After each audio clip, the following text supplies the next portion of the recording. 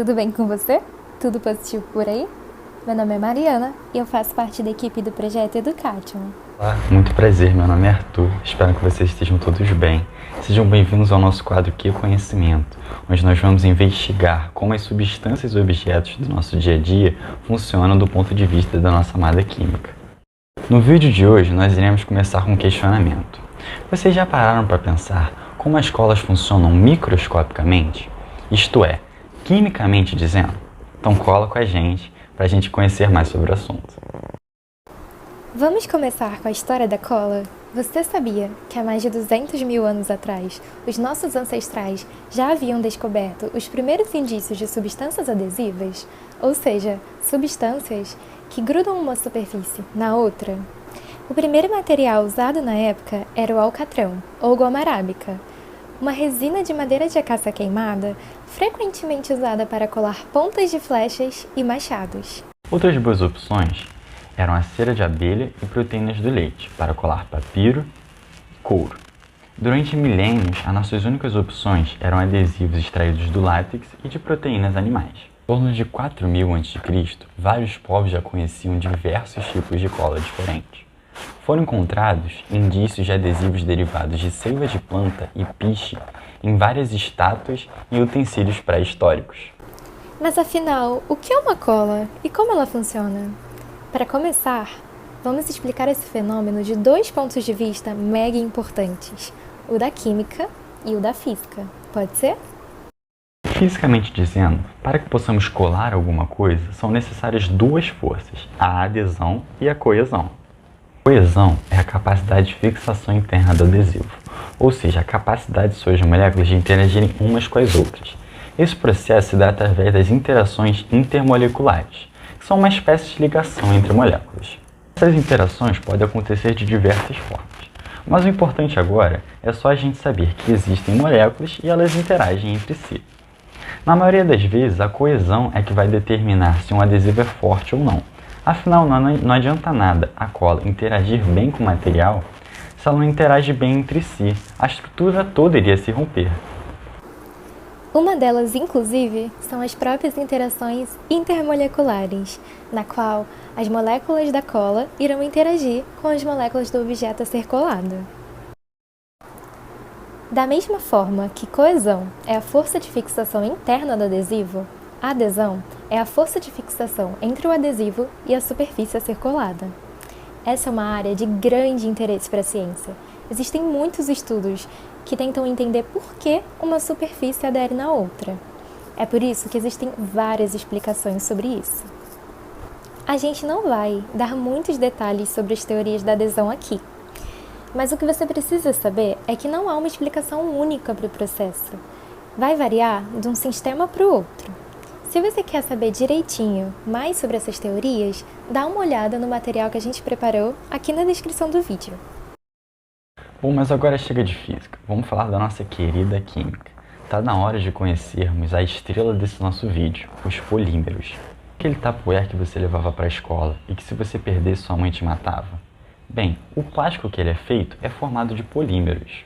Falando de uma forma bonita, polímeros são macromoléculas com alto peso molecular. Elas são formadas a partir de estruturas menores, chamadas monômeros. A reação na qual vários monômeros se ligam em cadeia para formar um polímero é chamada de reação de polimerização. Guarda essa informação que a gente vai usar ela mais tarde.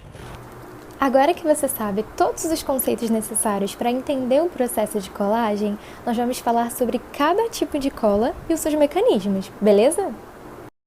Existem milhares de tipos de colas no mercado, mas aqui nesse vídeo nós vamos nos ater apenas a 3. A cola branca, a cola quente e a super cola, também conhecida como super bonder. Tá curioso para saber como funcionam essas 3 colas? Então gruda o olho na tela. Começamos então com a cola favorita dos trabalhos escolares, a cola branca. Ela é do tipo adesivo com solvente. Isso porque sua composição é basicamente um polímero disperso num solvente. No caso da cola branca, o polímero que será utilizado é o polivinilacetato, PVA para os íntimos, que é um polímero muito utilizado na fabricação de chicletes e tintas. Já o solvente é uma substância com fórmula química H2O, conhece? Ela pode ser utilizada em materiais porosos, como papel, papelão e até mesmo madeira. Já vamos entender o porquê disso, mas antes você precisa entender o processo de colagem. O mecanismo desse tipo de cola é bastante simples. Quando em solução, ou seja, quando misturado com um solvente, os polímeros não interagem entre si. Porém, quando você aplica essa cola, o solvente começa a evaporar. Então os polímeros começam a interagir entre si e com o material. A esse processo nós damos o nome de cura da cola. Agora, voltando para a nossa pergunta anterior, por que materiais porosos? Bom, vamos pensar junto. Nós falamos que o mecanismo de funcionamento desse tipo de cola é através da evaporação do solvente, não é? Que nesse caso é a água. Porém, a evaporação da água ocorre de forma muito lenta, como quando a gente coloca a roupa no varal. Entretanto, quando a gente aplica em superfícies como papel, estes materiais têm a capacidade de absorver a água em seus poros. E isso compensaria a lentidão da evaporação da água. Por isso que quando a gente cola papel, ele fica meio molhado. Interessante, não é? Partindo para o nosso próximo exemplo, temos a cola, que é o terror dos desastrados e que com certeza 80% das pessoas que já usaram queimaram sem querer a pontinha dos dedos. A gente está falando da cola quente. Ela faz parte da família dos termoplásticos, ou seja, polímeros que podem derreter e voltar à fase sólida sem perder o volume. Sua estrutura química contém 4 elementos principais, sendo os 2 primeiros, e mais importantes, polímeros, é claro. Existem vários polímeros na indústria da cola quente, mas o mais utilizado é o EVA. O EVA é um copolímero, ou seja, um polímero que é formado por mais de um monômero, que nesse caso é o etileno e o vinil acetato. Por isso que o nome dele é etileno vinil acetato. Caso você esteja se perguntando, sim, é esse polímero que forma aquele material escolar muito famoso e borrachudo chamado EVA. E é o EVA polímero que aqui na cola quente dá a maioria das propriedades. O segundo polímero encontrado na cola quente são as resinas taquificantes, que são substâncias que ajudam na coesão e adesão. Já o terceiro elemento encontrado nas colas quentes são os plastificantes, substâncias que diminuem a viscosidade e ajudam a evitar cristalizações dos componentes anteriores. E por último, mas não menos importante, temos as substâncias aditivas, que são responsáveis por evitar a oxidação de outros componentes que são alvos perfeitos para o oxigênio do ar. O mecanismo dos termoplásticos é bem simples. A pistola de cola quente irá derreter o tubo, que irá aderir a uma superfície e endurecer, aumentando assim a sua coesão e colando. Vamos agora no ponto mais alto desse nosso vídeo. A super cola, aquela cola que conserta tudo e tem um carinho especial pelos nossos dedos. Bem, a esse tipo de adesivo nós daremos o nome de cola química, pois não teremos polímeros de cara quando aplicamos a cola. Os monômeros em sua composição reagirão no momento da aplicação. Se você está bem atento ao que a gente falou, já sabe que o nome dessa reação é polimerização. Nós já vamos explicar ela, porém vamos revisar alguns conceitos antes. Vamos dar uma revisada em conceitos básicos de química, ok? O primeiro conceito que gostaríamos de conversar aqui com vocês é o de nuvem eletrônica.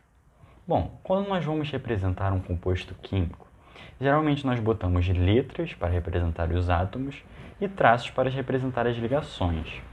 Entretanto, na vida real, nós não vamos ter um C e um O microscópico com uma linha no meio, não é? Vocês provavelmente já estudaram na escola que um átomo é formado por 3 coisas: prótons, nêutrons e elétrons, cada um com, respectivamente, carga positiva, carga neutra e carga negativa. Os prótons e os nêutrons estão presentes no centro do átomo, formando o núcleo. E o número de prótons nesse núcleo é o que vai determinar que tipo de átomo ele é. Então, por exemplo, se um átomo tem 8 prótons em seu núcleo, ele vai ser um átomo de oxigênio. E qualquer átomo que tenha 8 prótons em seu núcleo vai ser considerado um átomo de oxigênio. Já os elétrons estão presentes em volta do núcleo, numa espécie de equilíbrio de cargas com eixo, que possui partículas positivas. Guarda essa informação porque ela vai ser importante, hein? O espaço ocupado por esses elétrons é chamado de nuvem eletrônica. E é exatamente assim que a gente deve imaginar. Uma espécie de nuvem de carga negativa em equilíbrio com seu núcleo passeando para lá e para cá.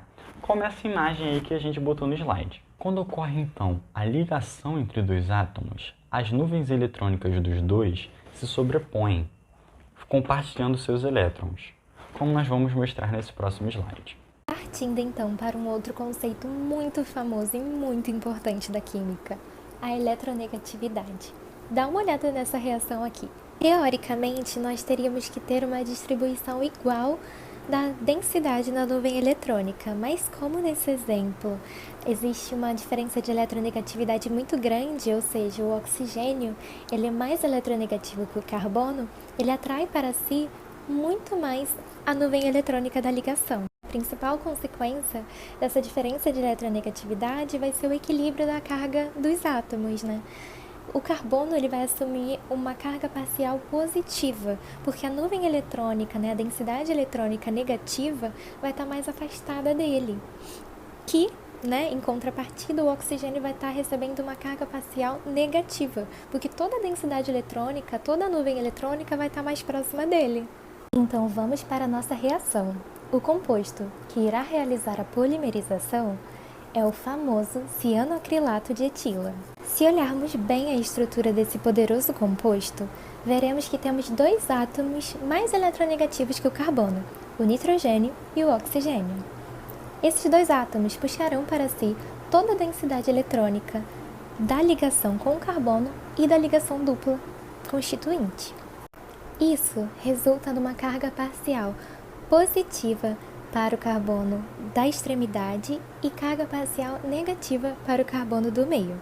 Sendo assim, os dois carbonos atuarão em uma reação ácido-base de Lewis, onde o carbono do meio será o ácido, ou seja, a espécie que precisa de doação de elétrons, que carece de elétrons, e o outro carbono será a base de Lewis, ou seja, a espécie que está disposta a doar elétrons. Também é muito comum termos átomos de oxigênio agindo como bases de Lewis nesses tipos de reação, uma vez que a cola polimeriza instantaneamente quando em contato, reagindo com o oxigênio do ar.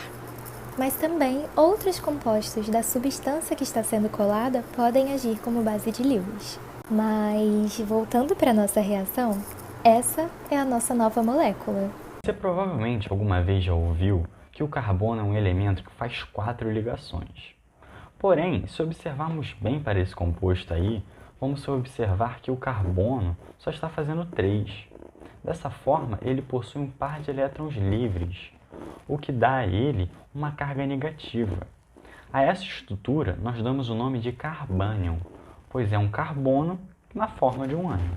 Esse carbânion pode agir como uma base de Lewis, já que ele possui nuvem eletrônica para doar, e ele reagirá então com o carbono parcialmente positivo de outra molécula do cianoacrilato.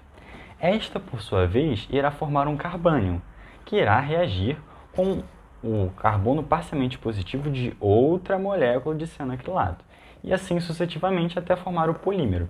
Vale salientar que a ligação entre esses dois carbonos é muito forte, e por isso que a supercola é um adesivo tão poderoso. Bom, gente, então é isso. Ficamos por aqui. Esperamos que vocês tenham gostado de aprender junto com a gente a química envolvida nesse material tão útil no nosso dia a dia. Não se esqueçam de curtir, se inscrever no canal e seguir as nossas redes sociais. No nosso canal teremos outros vídeos que contam a química escondida ao nosso redor, no quadro Que é Conhecimento. Então fica ligado, hein? Recomenda esse vídeo para aquele amigo que já colou o dedo sem querer e queria entender um pouco mais desse fenômeno. Muito obrigada e até a próxima!